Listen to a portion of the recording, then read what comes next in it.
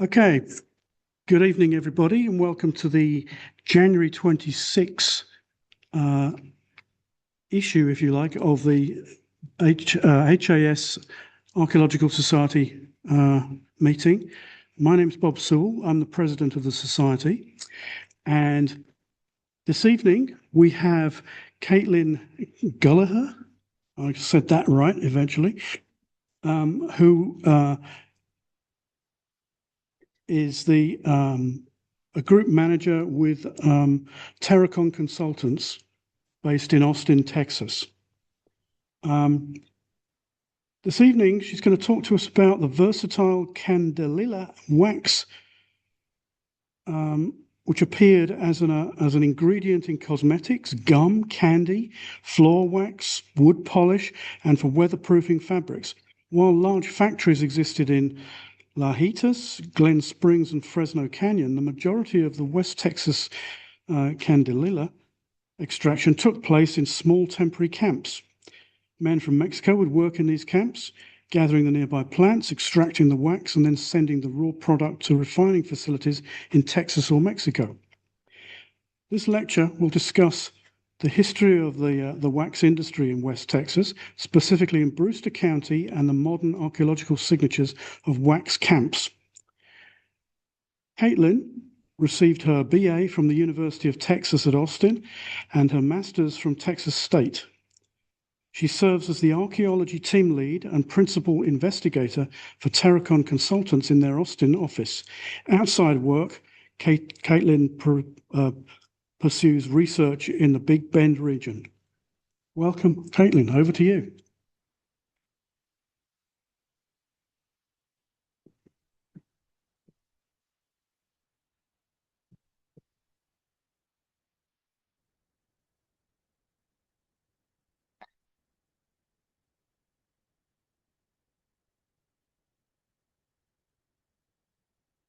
I'll use this.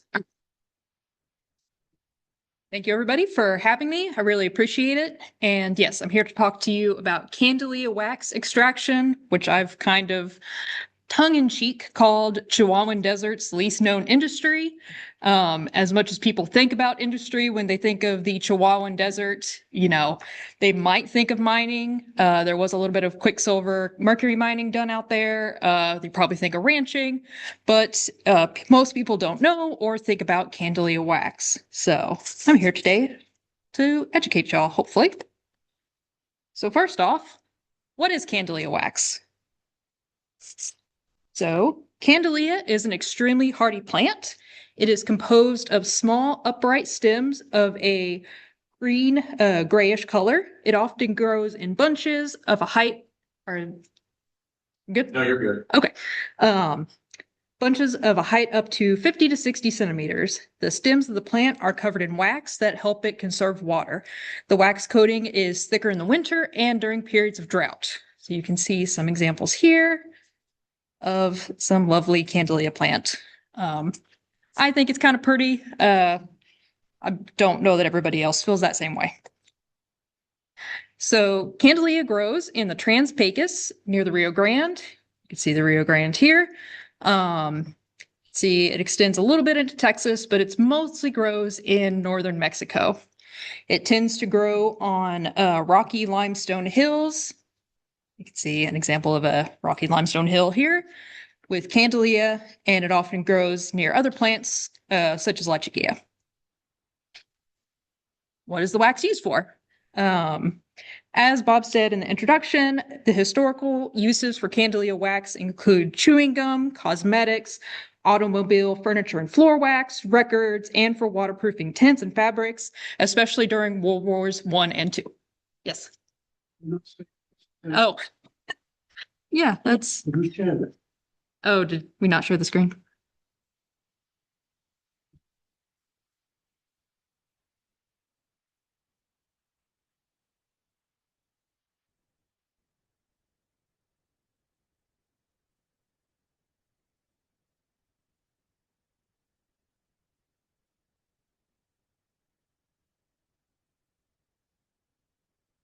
Okay. Okay, apologies. Can you now see the presentation? Yeah, we can see it. Okay, you didn't miss much. You just saw a couple of scruffy-looking plants on. So that was fine. Yeah. I guess for those of you online, this is Candelia. This is the plant we're going to be talking about, and that's pretty much all you missed. Now we're all up to date. So, as I said, Candelia wax has a few uses. It's still used today. You can see here something I bought that I didn't even know it had Candelia wax in it. I just happened to read the ingredients after I purchased it and realized it had Candelia in it. I bought this a couple years ago, just a regular kind of skincare hydration type product. It's also sold as a wax for people to DIY their own balms. It's marketed as a vegan alternative to beeswax. I didn't even know beeswax wasn't vegan, but apparently it's not. So let's really quick talk about the history of the Candelia industry. So it's really not known when the plant was first utilized for its wax. On a small local scale, people aren't really sure about that. It's not been recorded that I've been able to find, but it is clear that the commercial production of the wax began in the early 20th century. The state of Texas began issuing leases for the gathering of plants, including Candelia, from the extensive state school lands in West Texas in 1907. The first wax factory in West Texas was built around 1911 along the Maravillas Creek at a place called Double Mills. While various other factories were built in West Texas, including ones at Glen Springs, Lajitas, Fresno Canyon, the industry is most commonly represented in the archaeological record by small temporary camps where the wax was extracted. So, most of my presentation is going to focus on those small temporary camps, just because that's what I'm more familiar with, but I do want to take a brief second to talk about wax factories. So this is a photo of the Glen Springs wax factory. Glen Springs is in what is now Big Bend National Park. This factory was established in 1914. It included a water storage system, boiler room, extraction vats, general store, a house for the Anglo foreman, and huts for the Mexican workers and their families. You can see in this photo, a worker here with his family, and he has a hut that is actually thatched with Candelia. You'll see this time and time and again where the spent Candelia, after they extract the wax from it, is then used as thatching or bedding, fuel, anything. As you can imagine, there's not a lot of resources out here. So this factory boomed throughout the 1910s despite unrest along the border. There was occasional trouble. In May 1916, raiders from Mexico ransacked the general store and killed several people. This was during the 1910s. There was a lot of border unrest, Pancho Villa along the border. So here's another example. This is in Fresno Canyon. These factories boomed during World War II, providing wax for waterproofing tents and ammunitions, but most of them closed at the end of the war. Factories, including the ones at Glen Springs and Fresno Canyons, were reopened periodically in the 1920s, depending on market prices, but then they would often close again as the price of wax dropped. So, I'm from West Texas, oil industry, everything's booming, things are getting built, prices crash, everything shuts down. Wax industry was the same way. So while there was some activity in the factories throughout the 1930s, at this point, the temporary camps began to supplant them as the most common expression of the industry. So now let's go crash course of how Candelia wax is actually processed. Obviously, step one of the wax processing is to collect the plant. The plant is collected by hand by men called carreros or candelieros. The plant, which is actually called weed, is then stacked in bundles that are tied on a pack saddle to a burro. You can see some examples of pack saddles there. They're pretty quickly put together, and some nice burros there. The weed is stockpiled around the camp until it's time to actually process them. Step two. So next step to the wax processing is extraction by boiling. So that's done in a vat. You can see an example drawing here. The candelilla is boiled in water that is charged with sulfuric acid. The vat is set into a subterranean fire pit. This fire pit is often fueled by spent candelilla, the candelilla that's already been processed. You can see they have a grate here. So the workers would load the vat with water, which could be 200 to 300 gallons. So as you imagine, that's pretty water-intensive industry for something going on in a desert. We'll talk more about that a little later in the presentation. This water is used for multiple firings before the vat is emptied and cleaned. You can see here a worker, they would pile the plants actually pretty high in the vat, and then they would shove those grates down, and the worker would stomp on, basically pack the plant down and shut the grates, standing on water charged with sulfuric acid. We'll also talk about that more in a little bit. That will come back. So as this water acid mix boils, this waxy foam starts collecting on the top of the grates. You can see that foam there. And the worker uses a skimmer. You see the skimmer here, and scrapes off that foam and puts it into a mold. You can see these skimmers are, again, like a lot of things with this industry, very much a handmade, use what you have type process. And as this foam sits in the mold, which you can see is just a steel bucket cut in half, it collects into 3 layers. The leftover water, because there's quite a bit of water in the wax at first, collects on the bottom, then the raw, unrefined wax is in the middle, and then there's a top layer of ash and other debris. So you can see here some examples of molds. So it could be anything from, this is obviously like a steel bucket or a steel drum that's been cut in half. The mold is sometimes just a hole in the ground. You can see here, this would have been what they put the wax in, and it hardens overnight into these just round chunks. So after hardening, they often just break it apart with a hammerstone, just whatever convenient stone's laying around, and then collect it into just a burlap sack. So this is the raw wax. This is not something that's ready to go to a commercial facility to be processed into any cosmetics or records or floor polish, what have you. It must now be further refined.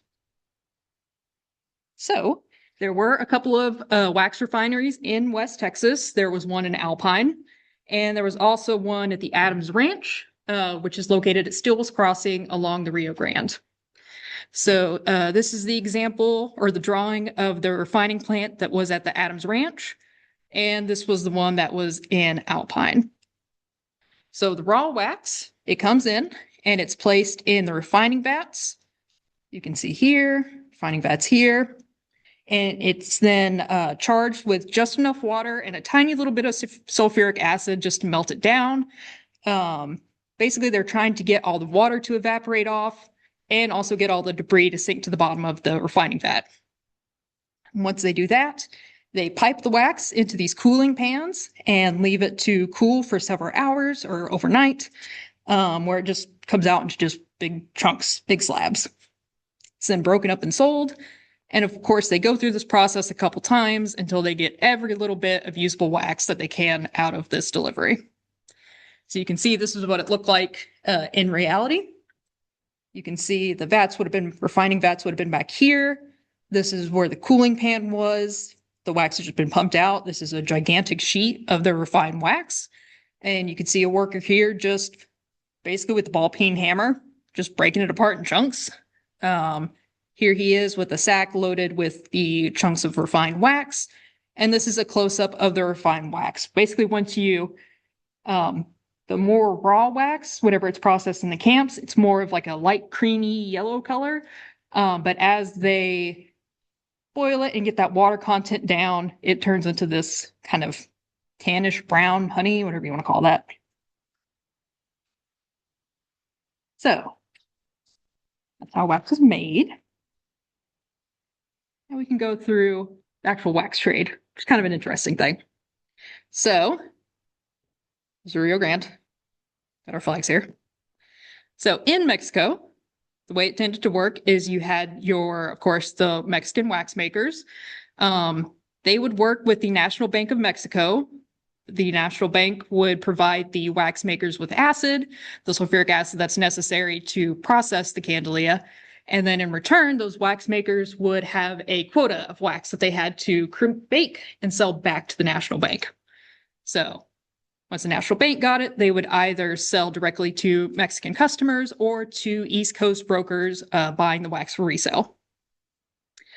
Now, the problem with this model is that while the National Bank of Mexico would pay higher prices than American buyers, they were very slow in paying. It took them 1 to 2 months to get the payment to the wax workers, which doesn't always work for folks. So sometimes the wax makers would sell directly to wax buyers, American wax buyers across the border, who would then sell the raw wax to refineries in Texas, and then they get into this chain of, going to those same East Coast brokers.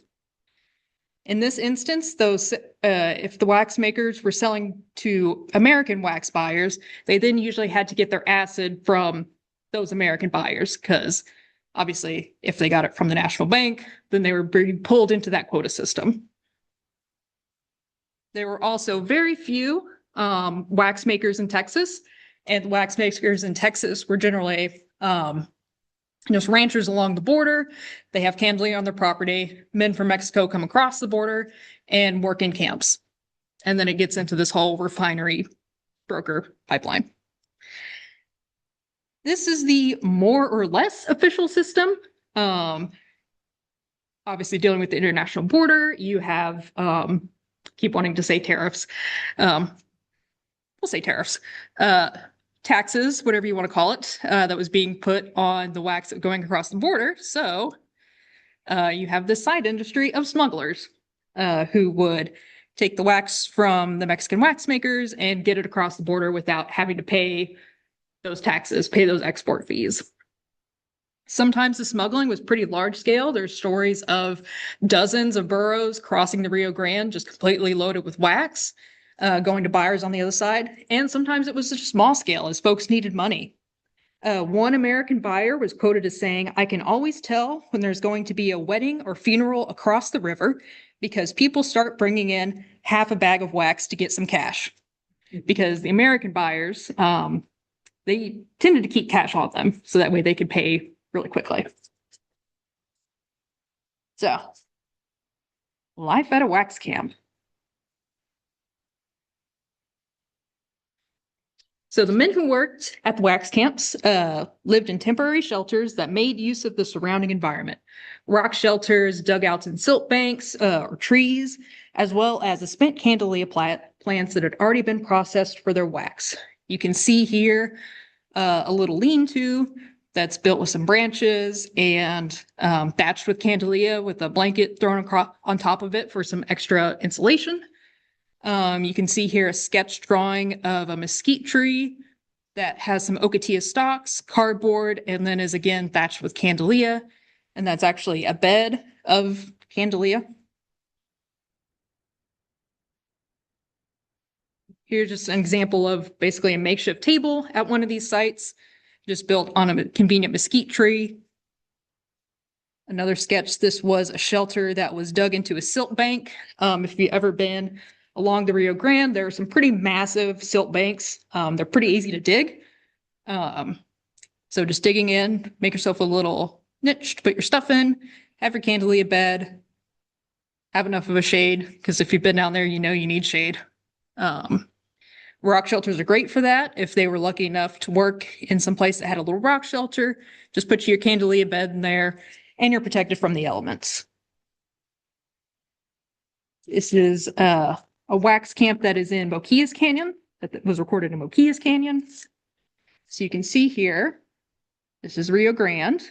On this the terrace right above the river is where you have the fire pits, where they were doing the actual processing. You have the spent candelia, the unspent candelia.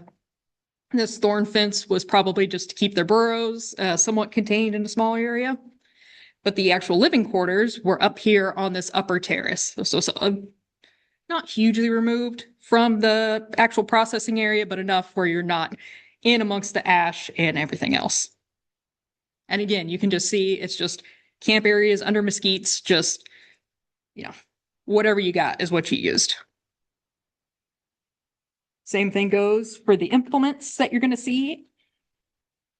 So this is an example of an actual manufactured pitchfork. Actual manufactured tools are not very common at these sites. What you're more likely to see is basically a branch of mesquite that's just been cut to be used as a pitchfork. Same thing, I've showed you pictures of those skimmers before that would take that waxy substance off the top as it's being melted. Those are very much every single one I've seen is very much a homemade deal. This cup would have been used to put more sulfuric acid to help charge the vat a little more. And the makeshift nature of the items extended even to the food preparation items. This is a nice little tortilla grill that's just made out of a flattened metal sheet. So, where are wax camps located on the landscape?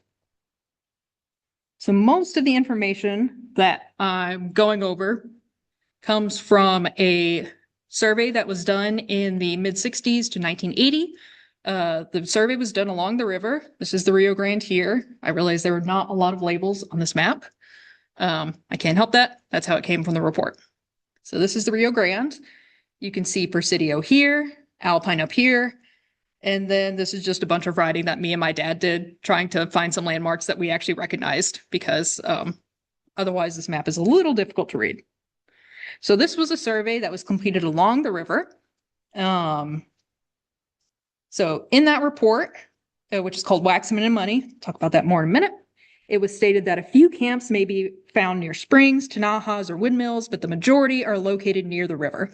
And you can see that with the map here. So you can see most of the sites that they've marked are just right there along the Rio Grande, with a couple of exceptions a little further out.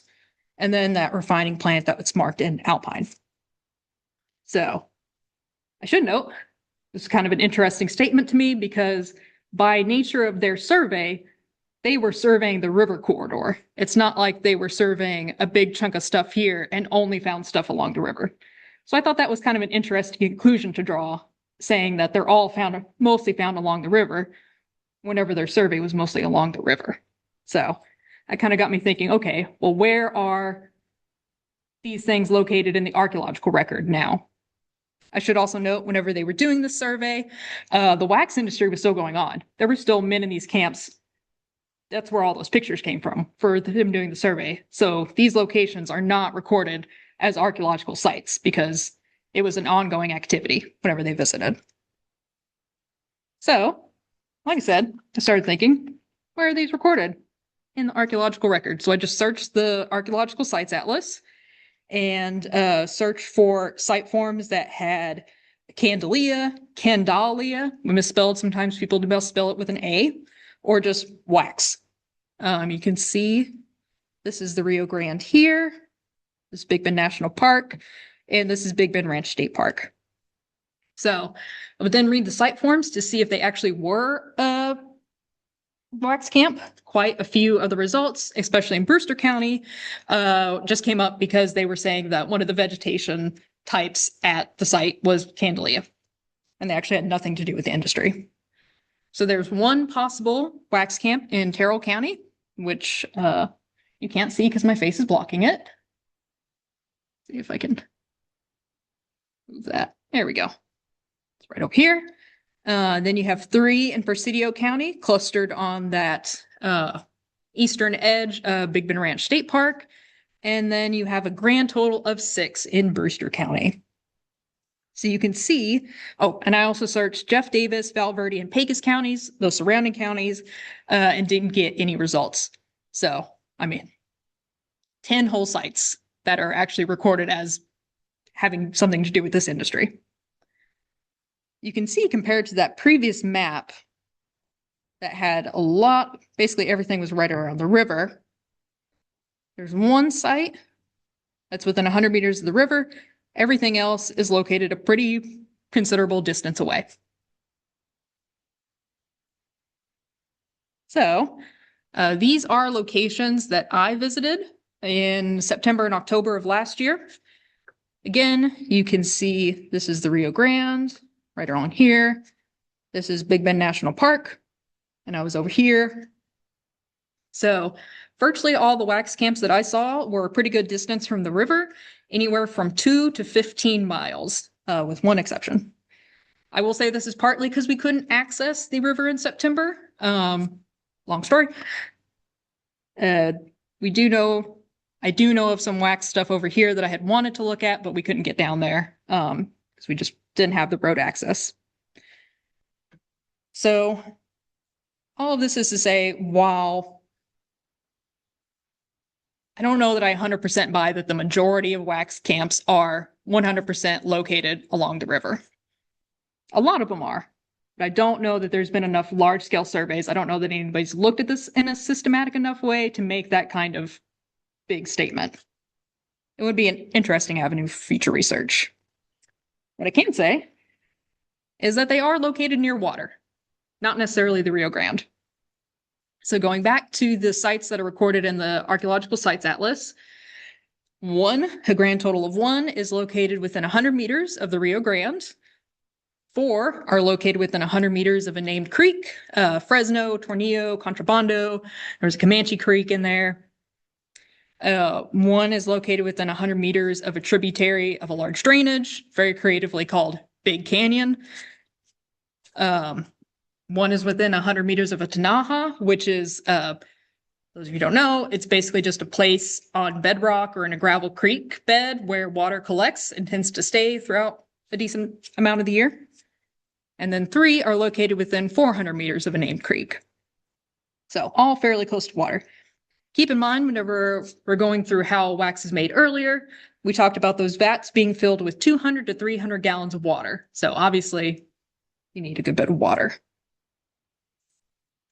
And just to show you some examples of what that looks like in person, here is a rock header, and you can actually see pretty faint, but you can see a smaller rock header there. This is a good example of a tinaja, basically just where some water collects. And this is very close to a wax camp. This is the view from the rock header, and the wax camp is right here. And you can see that wax camp is also located next to a pretty significant drainage. In this example here, the wax camp is located here. You can see right here is a dirt tank, which used to have a windmill. And there's also a small drainage here. As a side note, apparently this is one of the best water sources in this location of West Texas. I don't know, didn't get to try it. The water sources don't have to be natural. Obviously, that's harder to see on a topographic map survey, but whenever you're there in person, it's pretty common for them to be located next to dirt tanks. This was a historic industry, so the dirt tanks were there. So, more of the fun stuff. How to actually identify a wax camp. So, keep in mind, these camps were temporary work locations. The processing features are going to be your most obvious markers of a wax camp. It's pretty common to see these earthen dugouts. That's where the fire pit would have been that the metal vat sat in. Metal vats, those are pretty common. You may also see large piles of ash. So some of these features can be pretty subtle. This is actually the remains of this after it's been filled in with dirt. So the fact that it was next to a pretty large pile of ash helped us know what it was. But yeah, they can be pretty subtle if you're not used to these features. This is one that hasn't been quite filled up as much. You can see the metal rails that the metal vat would have set on much more clearly. It's kind of the opposite in this other scenario where the fire pit feature was a lot easier to spot, and the ash that would have been from the processing of the candelia was much more faint. It had mostly eroded away. So these metal vats, these metal vats are a very good indication that you have a wax camp. So this particular site had 3. You can see 2 upright ones here and 1 upside down one there. That's a close-up of the upside down or the upright ones. And just some more pictures of vats. See, this one had standing posts around it, and this one, just keep moving my face around. That up there. So this one is actually filled with concrete at the bottom. Keep in mind, you're boiling water, you're boiling sulfuric acid. Eventually, these tanks do kind of break down, but you're going to use them for as long as you possibly can. So it's pretty common to see them repaired, having some kind of, concrete or something in the bottom, or sometimes just having like another plate in there and then just bolting it on and calling that good. Here's another example. This is a fire pit feature. You can see here it's got a nice tree growing in it and the vat. Ash piles. You're going to see ash piles. They cook this stuff down. So this is one of those filled in fire pit features. You can see the ash pile here, very easy to spot. Here's another one. And you can see, based on our Jeeps there, these are pretty significant. These are pretty big ash piles. There's a fainter one over here, and you can also see some other piles of something. That is spent candelia. I will say I don't see this as much, the actual spent candelia, because it was used for thatching and bedding or burned as fuel. It's not quite as common, but you do occasionally see the piles of the spent weed. And there's just another close-up where you can see that. Other feature types. So, like I said, these are temporary camps. They're not built for luxury. They're built to do a job. So you're not going to see a lot of other feature types. You can occasionally see, some examples of the living situation. This is what used to be a lean-to. So these are cut cedar posts, and this is one that's still upright in the ground. This is like we saw that picture earlier of something that was just a little lean-to, thatched with candelia, had a blanket thrown on top. That's where he slept. So you might see something like that.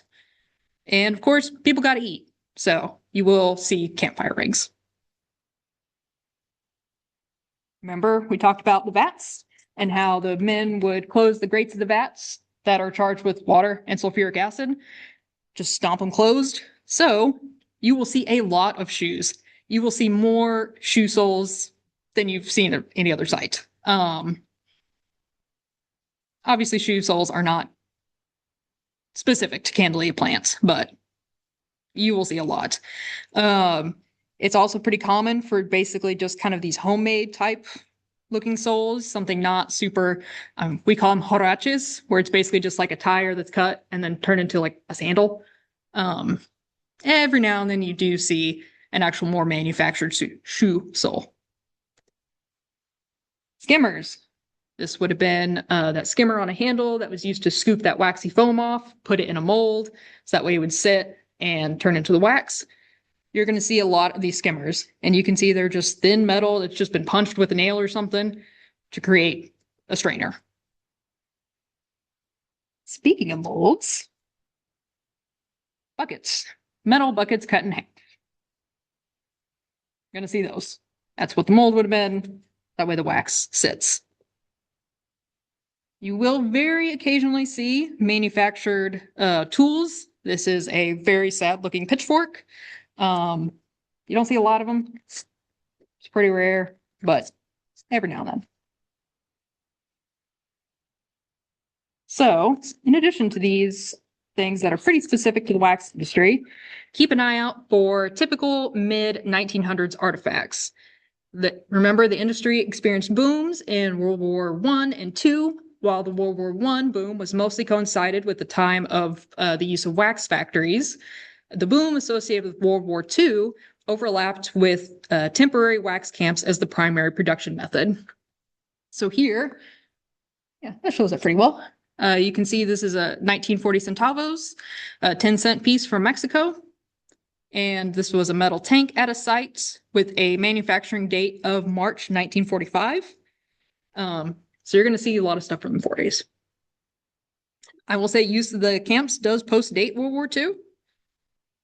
So at this site, there was a Big Chief Beverages bottle, bottled with pure Davis Mountains spring water, quality you can trust, and apparently king size used to be 10 fluid ounces. So I don't even think that'd be a child size anymore. But this dates to 1954 to 1974. So as I start to get to the end here, I just wanted to have some general notes about the wax industry.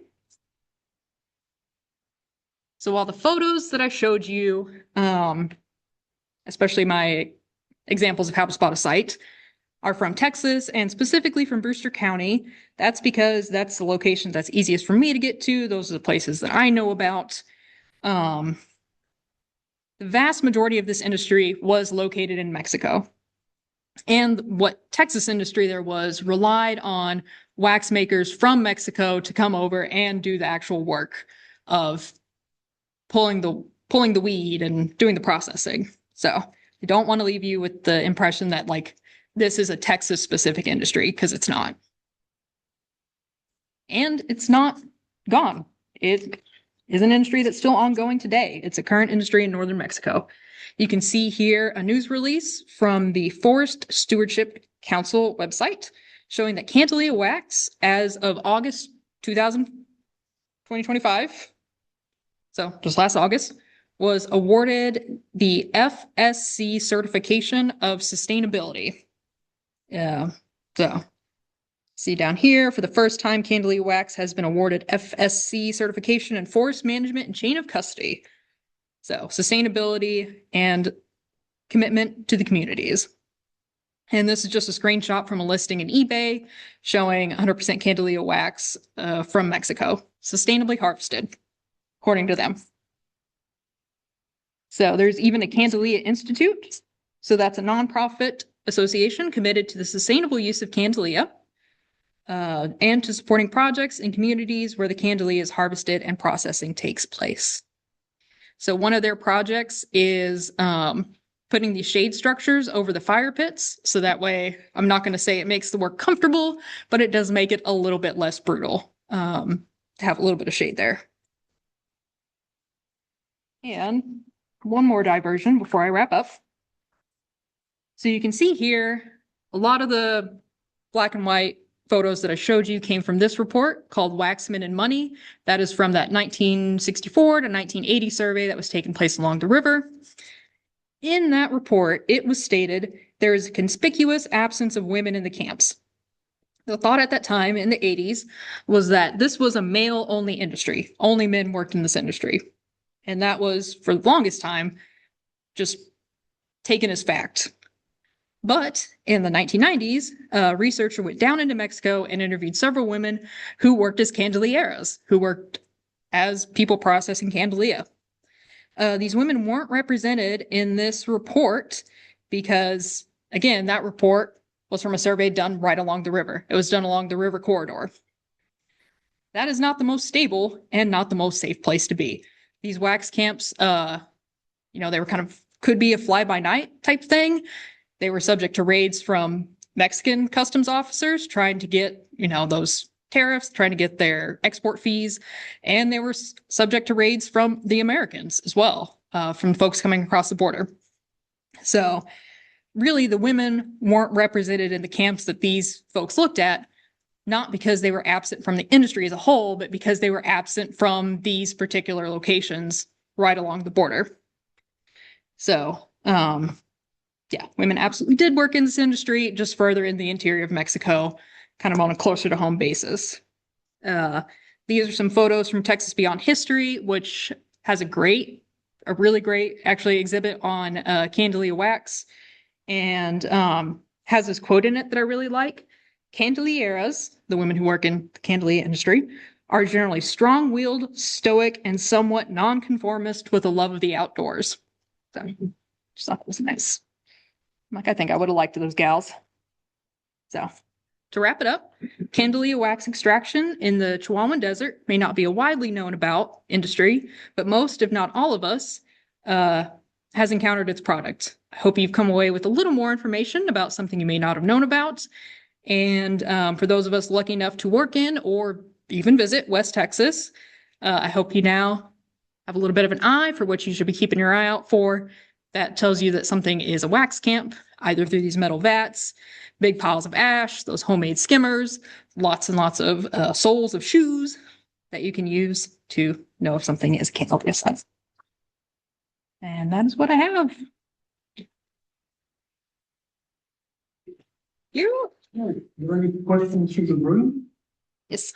Was Candelia strictly the only plant that was used in these wax, Hey, if I can interrupt, Caitlin, because the people on still watching can't hear from up here. You could just give a quick little snippet of what he's asking you. So the question was Candelia the only plant being used in these camps? As far as I'm aware, yes. There is talk of, occasionally folks would also cook the lechuguilla or cook sotol for food. But really, as far as like actual product that they were producing, it was only the Candelia. If I could ask on the tail end of that, how long does it take to get a mature plant that they could reuse year after year? It's great. That's a great question. So the question was, how long does it take for a plant, once it's been used, to then be able to be reused? So generally, the first time a plant's harvested and you go back, generally it's about a year. You can reuse the same location.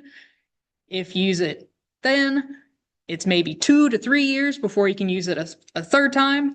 And then after that, it's maybe on like the 5 to 6 year. So it does regenerate, but each time you use the same patch of Candelia, it takes a little bit longer each time. So they might have to incrementally move the camp around an area. Yeah, exactly. So they're following the plan. Exactly. Okay. Yes. I can see how it was profitable in, say, the first half of the 20th century, but today, what is making this what looks very resource intensive to be a profitable industry? Trying to figure out so Sales and marketing. it is sales and marketing. Good choice. It is a little bit, the question was what makes it a profitable industry today? Yes, a little bit of no choice. I mean, there's just not a lot of industries. There's not a lot of things to do in northern Mexico. And a lot of these, I mean, it is associated with really small villages that do this work. It's even today, the work is still done the same way. People go out, they dig up the plants by hand, and then they do the processing in those fire pits that we saw. It's definitely not work you do if you have a ton of other options. And there is a little bit of history there. That's what these folks have done for forever. So it's kind of, keeping a tradition alive in a way. But yeah, it's rough work. And yeah, it tends to take place in those smaller communities that don't have a ton of other options. Yes. There's a wax and oily wax. Melting point, I mean, whenever you hold between your fingers, beeswax will kind of melt on you, whereas paraffin wax will stay kind of hard. Does this have an oil to it, or? So the question was, is the wax kind of oily? What's the melting point? It is, from what I remember, a little bit higher than beeswax. I think it's similar, but like you can take the plant and just pull on it and you'll get these waxy flakes. And they're not super oily, they don't melt. So it's in between, it's not quite paraffin wax, but it's closer to that than like a beeswax. Yeah. Yes. Personal question, you personally use Candelia wax or beeswax? The question was, what do I personally use? Candelia wax or beeswax? I'm not savvy enough.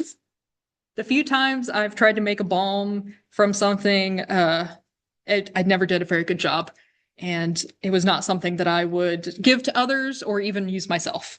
If I did this, I would probably want to use Candelia just for, I don't know, the nostalgia of it.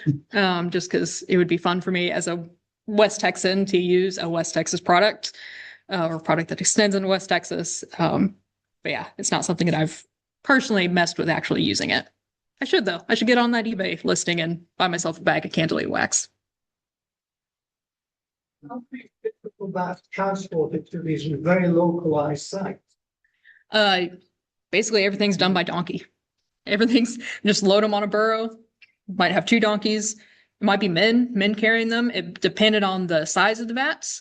But yeah, for the most part, there was not a lot of like trucks. Maybe in the Texas side, if it was a rancher who had a little Candelia wax industry, some camps going, that rancher might drive the vats with the truck, but other locations it was probably just donkeys. Yes. 2 things for you all, and for you guys too. They've been starting to clean the bathrooms here about 7:30-ish, and when they clean like the ladies' room, they lock it. And then they get the men's room and they lock it, and then we're done. So if anybody needs to use the restroom before you leave, go now. But it's almost 7:30. Are we done with? One more question. Yes. Where is it?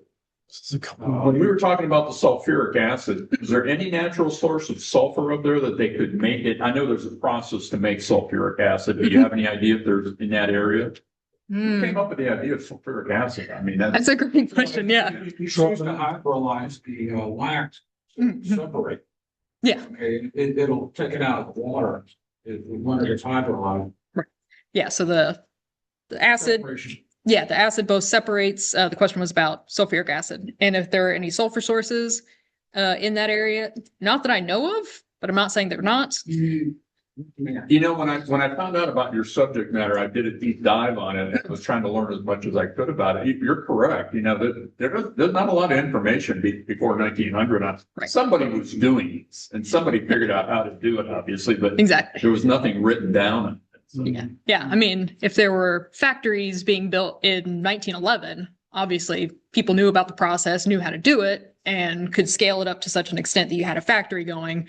But yeah, there's just not a lot of information We about had that. no idea if the Native Americans were doing something like this. No, folks have tried to look into it, but there's not enough information. Yeah, there's some, Well, you People- have that. right. Maybe some Southern Europe. You what? Maybe coming, process came from Europe, Southern Europe, or East Coast, they came. Oh yeah, questions about like, They probably knew more about it than East Coast people. yeah. So the question was about the starts of the industry. Yeah, some folks have said, oh, it started off, in Mexico, you could find candles in churches made of candelia. And then some other folks are saying, no, absolutely not. It's too expensive. Why on earth would you make an entire candle of candelia wax? It's much better to use it for other purposes. So that's still kind of an ongoing debate is. Sounds like the East Coast folks had control over this. There's something the banks did. Yeah, to a certain extent. Yeah. There were some folks in West Texas who, especially like the Alpine refinery, who really profited for that. The Adams Ranch, which I mentioned a couple times. I mean, that landowner did anything he could to make a buck, including candelia, and lots of other interesting things. Okay. So, yeah, I don't know that anybody got rich off candelia wax. Maybe somewhere, but. Yeah, I think there were a couple of chats that came through. Could you just Stop share. See if I can do that. were they just complaining about that presentation? What have we got there? Didn't see any questions. I have a question. Yes. So, I'm just interested in the workers. So one question is how do they get into the camps, say in Texas? Do they walk across? Then also is question is when you look at the campfires, what were they eating? Were they carrying the food in, or were they actually killing, local animals for food, or what did they do? Great question. So yes, as far as getting to the camp locations, it was very much either you rode a burro or you walked. Those were the two transportation methods. As far as what they were eating, again, going back to the Adams camp, that rancher actually had a general store on his property. And so he sold coffee, beans, potatoes, stuff to make tortillas like lard. And that was pretty much it. Really, in the camps, they didn't eat a lot of meat. Like they might be able, if they happened upon, actually even really, because most of the camps, like they didn't have guns or anything. So, I mean, if they did have animals that they were able to eat, it was from trapping. It wasn't from like a hunting. So they're probably not going to have deer. They might have some small game. One of the things mentioned, maybe like a hog or two, but really nothing, especially if they're working on the Texas side. A lot of those ranchers, I'll say controlling. They, controlled what those men were able to do on their land. and part of it was not really hunting. How long do you think they spent at a camp? It really depend on how if the water source was running. Obviously, especially like a Tanaha, you use it for a few firings. You may have completely depleted the water. The camps along the Rio Grande, where you have consistent water, they probably got used a lot more. And it also depends on how long it took you to deplete. So probably anywhere from a few days to maybe a few weeks, depending on the water source and how much Candelia plant you could get in that vicinity. Yeah, great. Okay. Any other questions? You done? All right, thank you, everybody. Thank you, Caitlin. That was great. I enjoyed that very much.